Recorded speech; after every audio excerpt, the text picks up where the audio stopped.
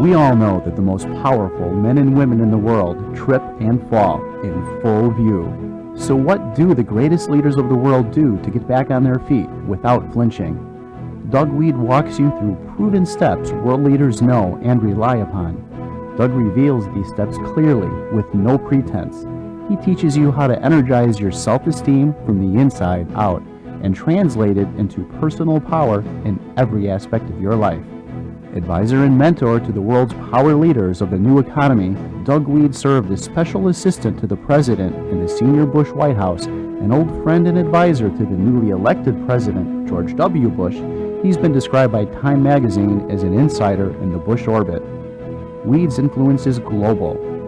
Doug's been quoted in Time, Newsweek, U.S. News and World Report, The Washington Post, The Wall Street Journal, The New York Times, and hundreds of other major publications. He's the author of 26 books in 15 languages, including campaign biographies for both President Reagan and President Bush. Bob Proctor, fellow business and personal success coach, says, if you've ever felt that the real answer to success is just outside your grasp, this series by Doug Wead hands it to you on a silver platter. So sit back and listen and let Doug Wead teach you how to bring the powerful side of your personality to the surface. You'll be riveted to your seat, and what you learn can and will change your life. In this series of live and rare recordings, Wead weaves proverbs and stories from other eras and brings them alive with his wit and wisdom, and makes them accessible and meaningful to both your personal and professional life.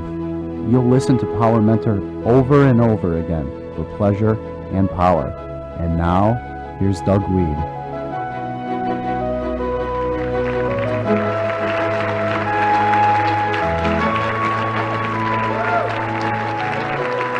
Thank you.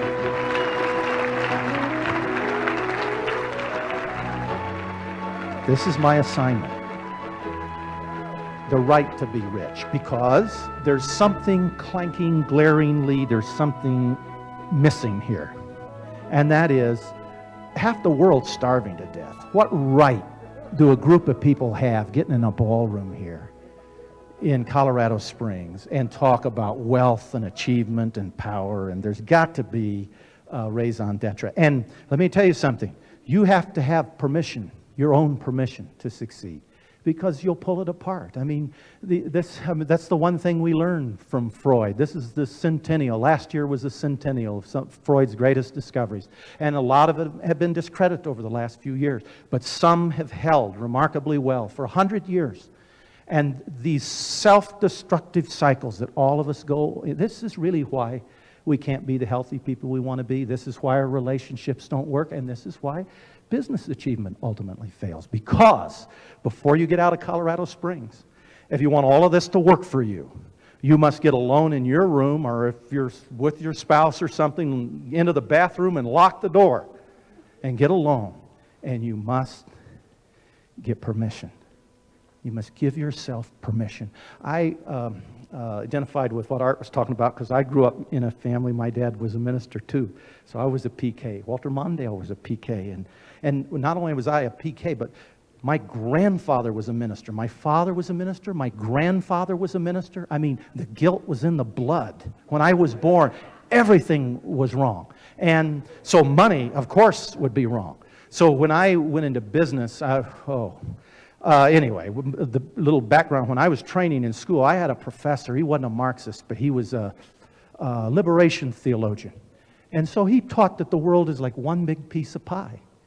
So if you take a big piece for yourself, you're denying someone else.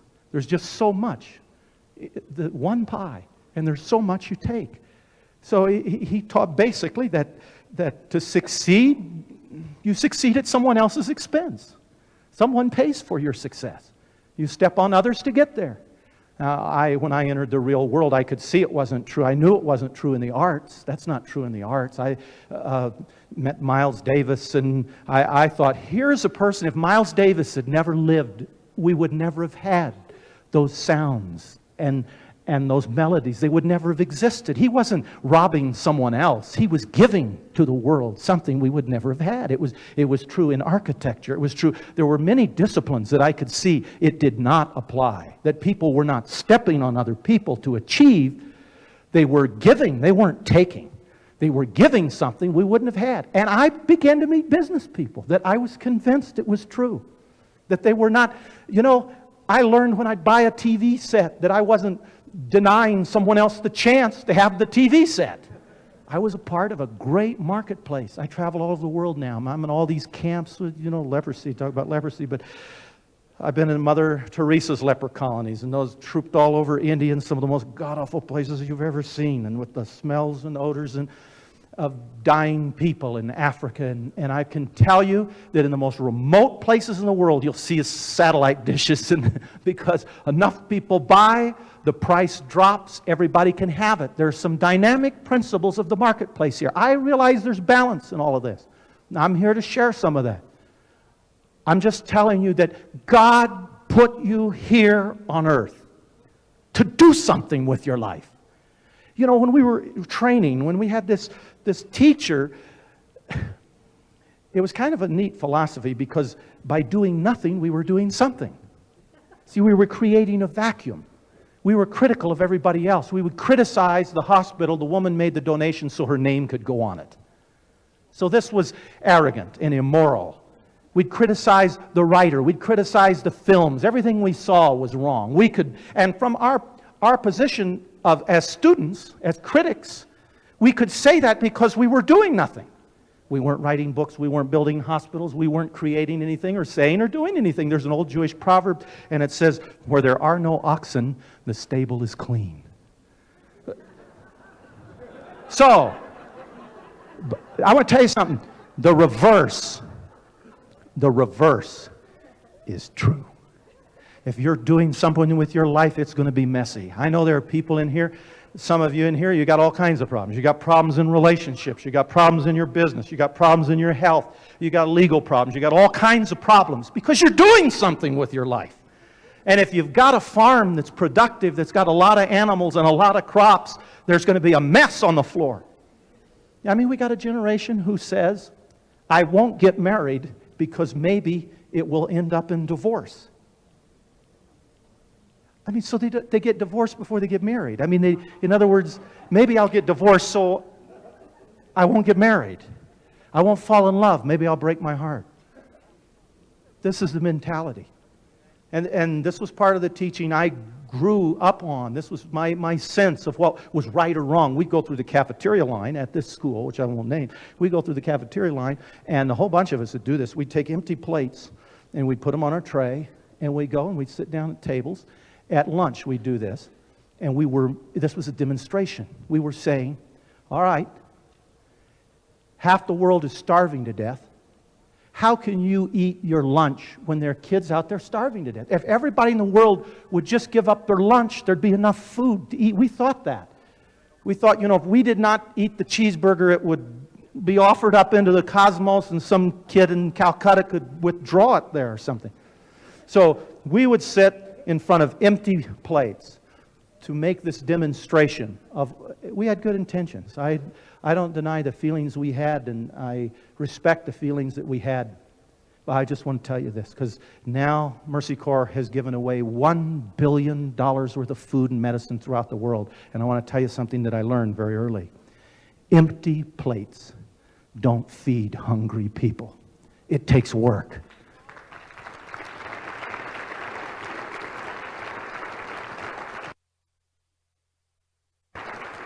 It takes farmers.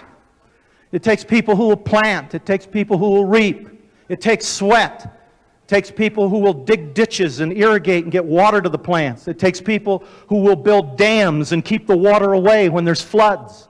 It isn't easy to feed hungry people. Somebody has got to do something. Now, I'm not saying that money is the most important thing in the world, and I'm not saying, I realize there's this clanging thing about the whole philosophy here.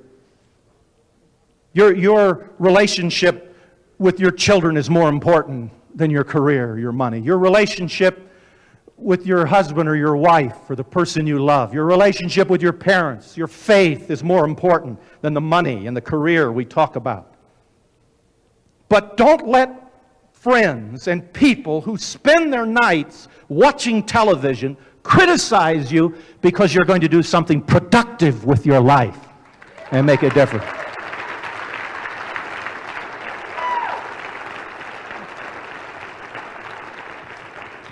God didn't create us to watch television. He created us to be on television.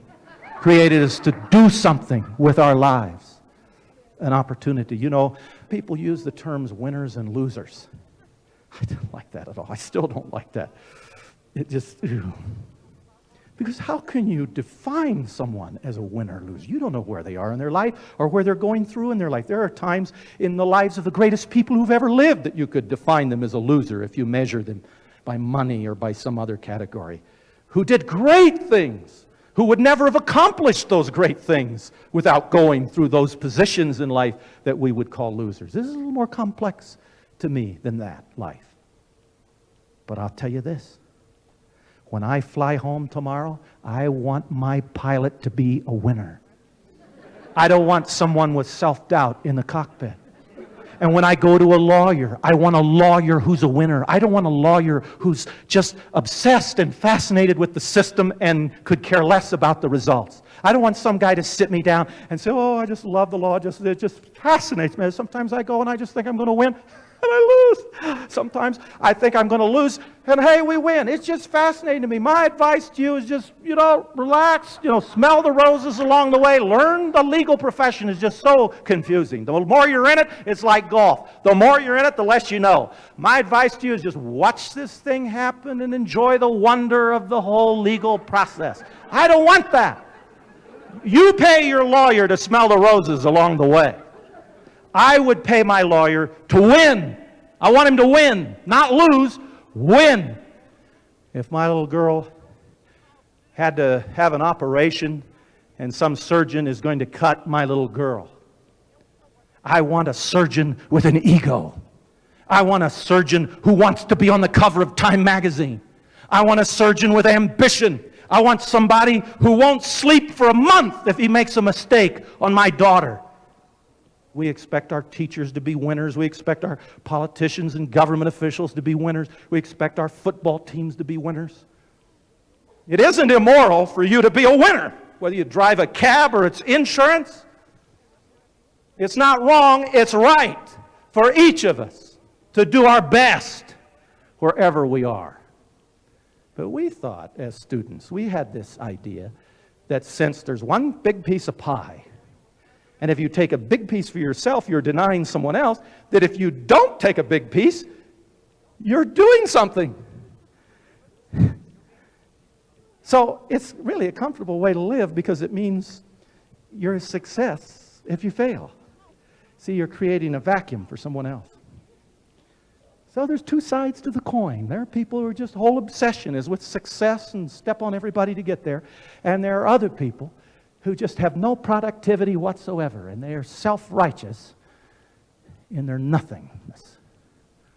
We're here for a reason. God didn't play in solitaire. We're participants. There's something for us to do. It isn't a big piece of pie. It's a kitchen. And you can make another pie, and you can make another pie, and you can make another pie.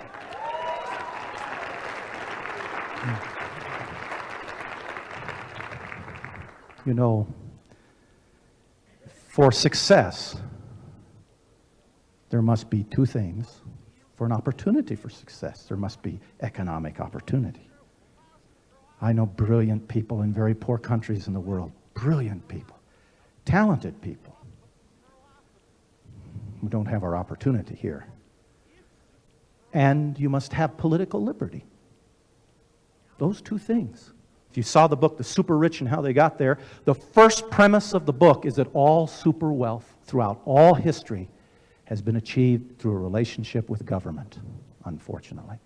Whether it was the Kennedys or the Rockefellers or whoever it was, almost all super wealth eventually comes from monopolies. And almost all monopolies exist through the behest or the ignorance or the permission of government. And you at some point, hopefully, will be big enough that you'll run into it. You heard Art Linkletter, that's all he was talking about. That's what drove him. Most of what he accomplished was he ran into government real quick. And hopefully, all of us, if our dreams are big enough, we will eventually, at some point, bump in at some point, somewhere, to government. Political liberty, we got it. And economic opportunity, we got it. And it's all we've known, free enterprise. But I want to tell you something. It's not normal. In the context of history, in the context of the world as we know it today, with this renaissance of liberty, it is not normal. Everybody take a deep breath. Okay, that's rarefied Colorado air. Am I the only guy in here who's just winded? I'm just... So, it's because of my age within our family, see. So, it's harder, less oxygen in the air. This is liberty. This is freedom. So, breathe it in and out. And what the air you're breathing is not normal. This is freedom. China is the largest nation on earth. When God looks down from heaven, he sees mostly Chinese. 1 out of every 4 persons on earth is Chinese. You know, China was such a great country. You know, early in China's history, she did not exchange and trade with other countries. She sent gold out on ships. Many of you have read of her navies, sending gifts to other countries and saying to them, we don't want anything back, we don't need anything from you. This was the great China. But in her isolation, of course, China suffered.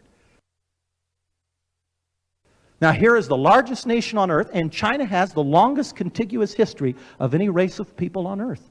The Egyptians of today are not quite the Egyptian race that built the pyramids, but the Chinese of today are the same race of people that settled those fertile valleys many thousands of years ago.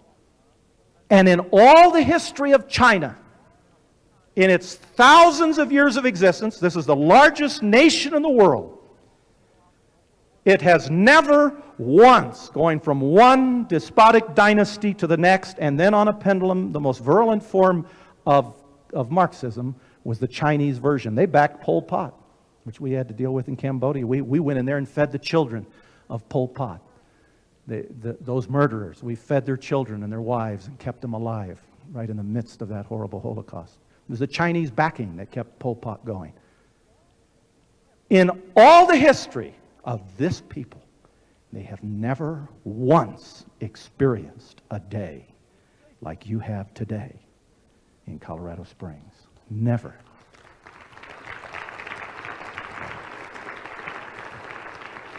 Well, it's sad. It's sad. Now there's a great economic boom on right now. The second largest nation in the world is India. It's hard to think of India. You know, I wrote a book, 7 years I spent in Calcutta, India, and I wrote a book about India. And it's very hard to think of India as one nation because it's so many languages and it's so many cultures and it's so many different people.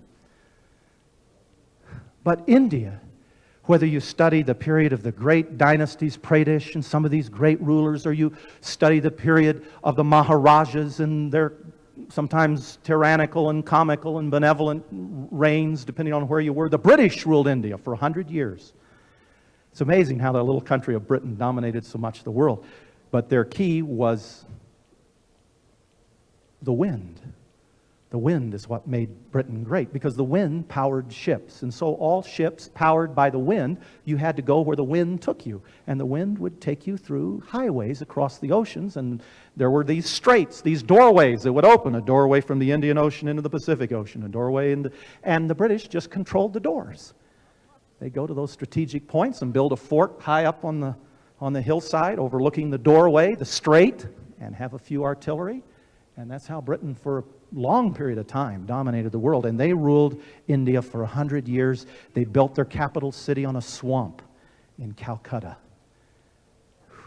You know, many times I went to the House of the Dying. There's nothing like it. It's surreal. I've seen nothing like it in movies or art. It's the most unbelievable place. A huge warehouse about the size of this room, filled with cots of dying people. No doctors. And the sisters go out early in the morning with their push carts in the streets of Calcutta to find dying people. And if they think you're dying, they put you on the carts and they bring them back. If they think you'll live, they don't bring you back. And they lay out these bodies on the cots, and they move among them with knives and with scissors, and they cut off the rags and burn them, and they bathe the bodies of these men and women, and they cover them with clean clothes, and they hold them in their hour of death. And every day, like a factory, the dead go out and new bodies come in, and it's called the House of the Dying. And some anthropologists think it's a view into the future. Those are the less positive of us here on Earth, because of population explosion. India, in all of her history, the second largest nation on Earth, which will be larger than China in another 50 years, India has never once experienced a day of economic opportunity like you experience here in the United States. Because whether it was the Maharajas or the great Hindu empires, whether it's been the modern democracy that's about now 50 years old, she's experienced political liberty for 50 years. But never, one constant throughout all the history of the Indian people has been 99% of the people have always lived in abject poverty. Now, I've just talked about more than half of the world, and that's what I mean when I say, though this is all you've known, this is all your daddy knew, this is all your mama knew, this is all we've known in America for 200 years, it isn't normal.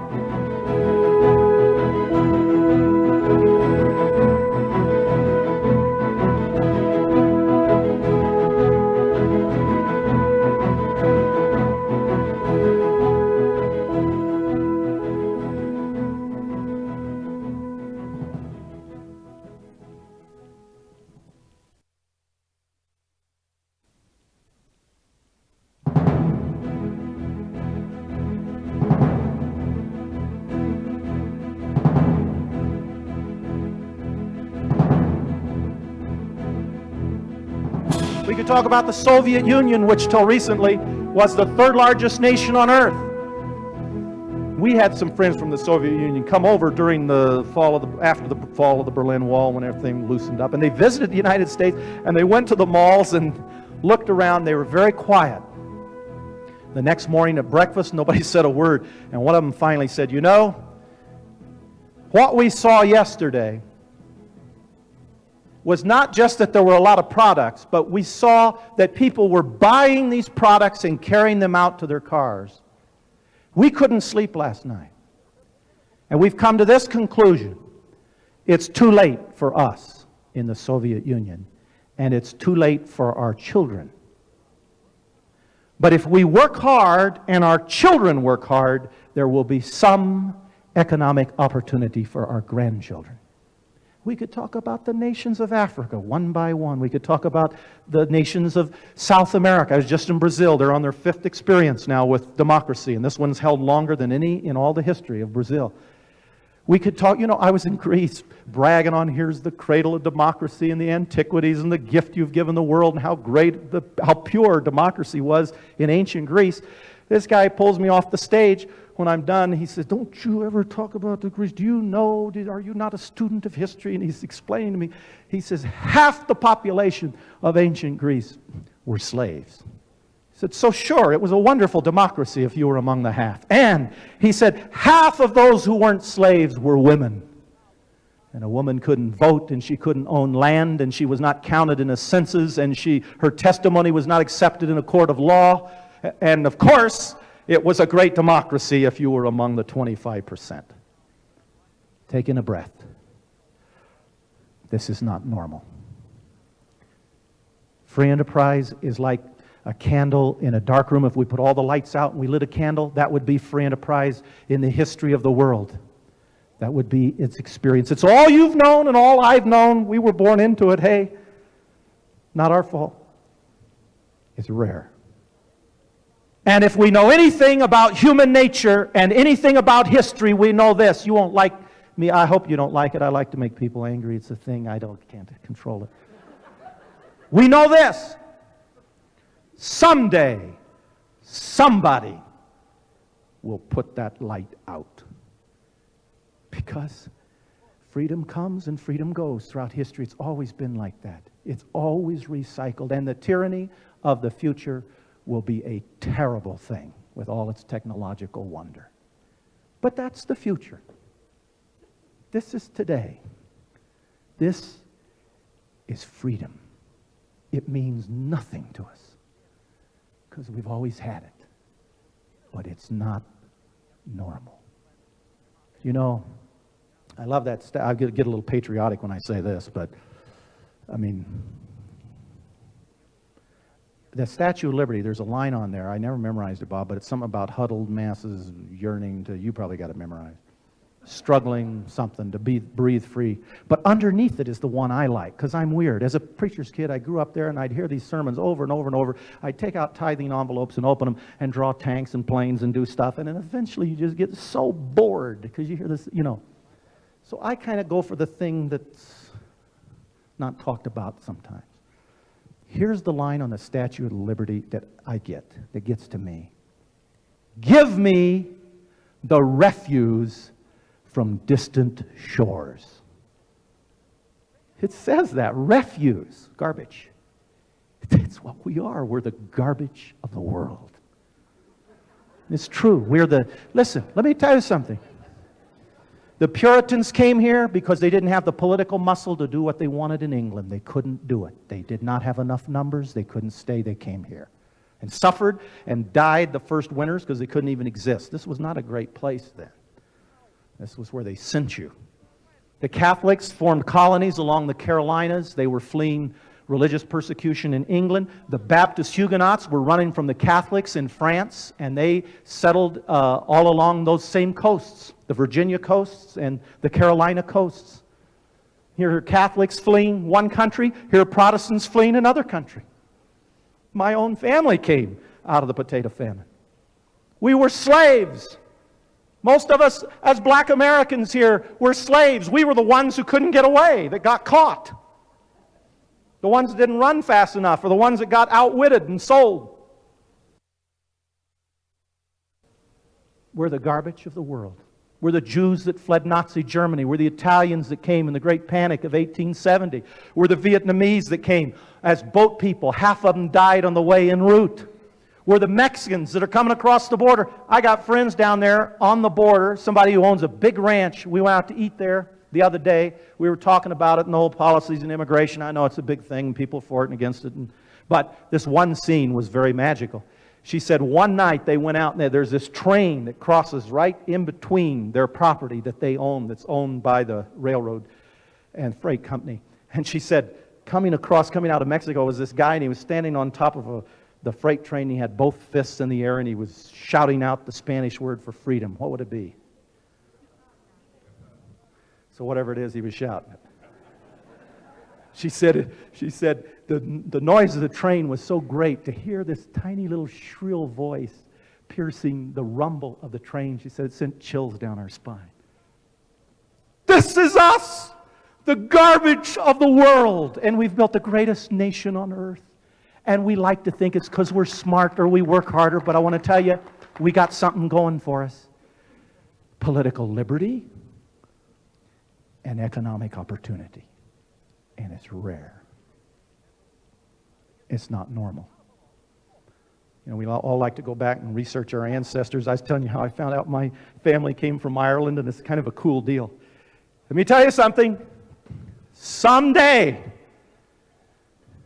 your descendants will come looking for you, who lived at the turn of the millennium during the longest economic growth period in American history, in a land of freedom, in a land of opportunity, in a land where there's freedom to travel, where there's freedom to own property, where there's freedom to build, where there's freedom to speak, where there's freedom to publish. And what will they find? You who have the power to speak, what will they find that you've said? The power to publish, what did you write? The power to build, what did you build? The power to travel, where did you go? The power to make men's dreams come true, what will they find? We were watching ESPN, we were watching CNN, it was a great ride, this period. See, this is the whole thing. I don't want to get political at all because in my position here in this, I don't care if you're a Democrat, Republican, Nader, or whatever you do. But this guy I work for, and have worked for over the years, and who I consider a friend, is really pushing this thing, responsibility, opportunity. And it's a great equation. See, the title of my little topic was supposed to be The Right to be Rich. I'd like to turn that around and just say this to you. When you live in America with all of its abundance, with all of its opportunity, you don't have a right to be rich. You have a responsibility to be productive. And it will bring riches, to make a difference in the life of other people. A responsibility to do something with the opportunity you've been given and the opportunities that you have. You know, when I was in high school, the teachers were always saying, you can't get away with that in the real world. They always kept talking about the real world that would occur when we graduated. The coach sometimes would say that to me. He'd say, Wead, you'll never get away with that in the real world. Like it was going to be tougher than high school. Let me tell you something. This is it. This is the real world. We're not in high school. We're out. We've graduated. You know, you can be enthusiastic. You know, at times in your life you have been enthusiastic. So why aren't we enthusiastic? When are we going to be enthusiastic? After we die, will we be enthusiastic in the next life? At what point in our lives will we ever become enthusiastic? We can be. We have been. Why do we put it in bottles and cork it and store it? We know we can be charming. Everybody in here has been charming. You were charming. That's how you got married. You charmed her parents or his parents or whatever. So we can be charming when we have to be charming, when we're desperate, when we're fighting for life. We can be charming. So when are we going to be charming ever? When we can work? We've worked our brains out at some points in our life. When are we going to be work and do work? We put it in bottles, we cork it. I say, get out the bottles, break them open. This is life. This is not death. Death is different than this. This is still life. You're not dead. Be charming. Be enthusiastic. Work. Think. Go. Do. There's nothing wrong with it. What's wrong is to do nothing. That's what's wrong. That's what's extravagant. You know, in the 1950s, they had to get together. There was an emergency. They couldn't wait to find out who was right and who was wrong. They had to live. And they had airplanes. And so they brought people from communist countries, and they brought people from capitalist countries, and they brought people from Hindu countries, and they brought people from Muslim countries and from Jewish countries and from all over the world, and they met in Warsaw, and they sat in a room like this, and they fought, and they argued all the great philosophical issues and theological issues and about God and about life, and they came up with a simple formula that didn't solve all the mysteries of life, but it did patch everything together well enough to allow us to land and take off. And what they came up with in the Warsaw Convention was basically, in different words, we'd like to welcome you aboard this American Airlines Boeing 727, our flight to Dallas, Texas. We'd like to go into some of the safety features of this aircraft. Exits are fore and aft and over the wing, the unfamiliar with the use of your seatbelt. In an likely emergency, the cabin should depressurize. An oxygen mask will appear over your face and pull the strap place over your face and breathe normally. If you are accompanying a child, I've been on Air Pakistani, I've been on Singapore that just went down, I've been on Air Argentina, a Catholic airline, on El Al, a Jewish airline, Air Float, what was a communist airline. It doesn't matter. They say the same thing. If you're accompanying a child, put your own mask on first and then assist your child, because they know if you're a good Jew or you're a good Christian or you're a good Muslim or you're a good atheist or you're a good communist or you're a good capitalist, you'll die up there trying to save your children. Do you want to save your children? Well, here's something we worked out in a ballroom in a hotel in Warsaw. And we signed a document, and it's the same all over the world. Put your own mask on first. You cannot feed hungry people if you're hungry. And you can't help the weak if you're weak.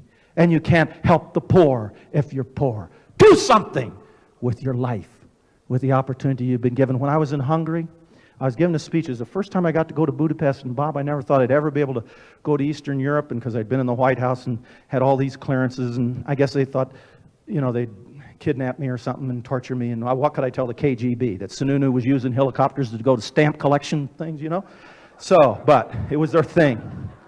So, whatever the rationale is, I couldn't. So here I was in Budapest, and I was so thrilled. I thought, this is great. I thought I'd never see this city, at Prague and all these places. I was giving a speech in Budapest, and in the middle of my speech, my translator started weeping. I was saying, oh, great, because I really work. I go in usually the day before, and I spend the whole day with the translator, and we go over rhythm, and we go over all kinds of things. And so I was really bummed out over this. I thought, you're supposed to be my mimic. You cry when I cry, and it's not yet. And because you throw off the rhythm. You throw off the whole rhythm of everything. So I was kind of like, I elbowed him, kind of like, hey, get your act together. And I was telling the story of the Hungarian Revolution because I was 10 years old in Indianapolis, Indiana. I'll save you a lot of time. I'm 54 years old, okay? But in 1956, in the Hungarian Revolution, I was a 10-year-old kid. I was watching this on TV, and this was unfolding, and my parents would turn off the radio, and they'd turn off the TV because they didn't want to hear it, because all the pundits were saying the same thing, that, Harold Macmillan's not going to go to nuclear war for Hungary. And Dwight Eisenhower is not going to risk a nuclear war for Hungary. Why are they doing this? There are times to be free, and there are times not to be free, and this is very inconvenient. So, but I'm just a 10-year-old kid, and I'm watching this thing unfolding, and they did it.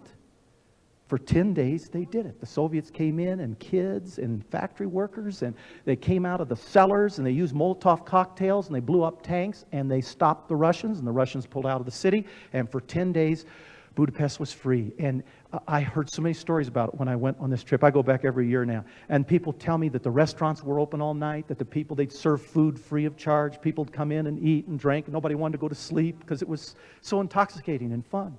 And like an ocean, they'd walk down the Danube holding candles, singing songs they weren't allowed to sing previously. They had 10 days, this little vignette in the middle of the whole period of the Cold War. They had about 10 days to experience what you're experiencing right now. And it means nothing. So I was telling this story, and of course it got worse, because then the Soviets came in and they crushed the whole thing, and the pundits were all right. But there was this message they sent out over the radio station, and I never forgot this, because what I liked about it was, back in those days, they'd interrupt your classroom with things. You could hear the World Series in the 1950s in your classroom. Oh, I loved it. So I heard, while I'm sitting there in school, I'm hearing Radio Hungary, and they're saying, and it's something like this. Michener wrote it in one of his books, but Michener hadn't sold as many copies as Mark Vitray. So it said this. It said, "Peoples of the world, listen to the alarm bells ringing from Hungary. SOS, help us. The light vanishes." And I'm telling this story in Hungary, and this guy starts crying. And when we get off stage and we're backstage, he said, "I'm so sorry. I apologize to you. I'm so sorry." And he said, "You didn't know this, but we must be the same age." He said, "I was 10 years old then too. We're the same age." And he said, "You didn't know this, but my mother worked at that radio station. And when you stood up there and you were telling this story, I thought, here was this 10-year-old boy in the United States listening to this on the radio. I was in Budapest wondering whether my mom was going to come home alive that night because she worked at the radio station."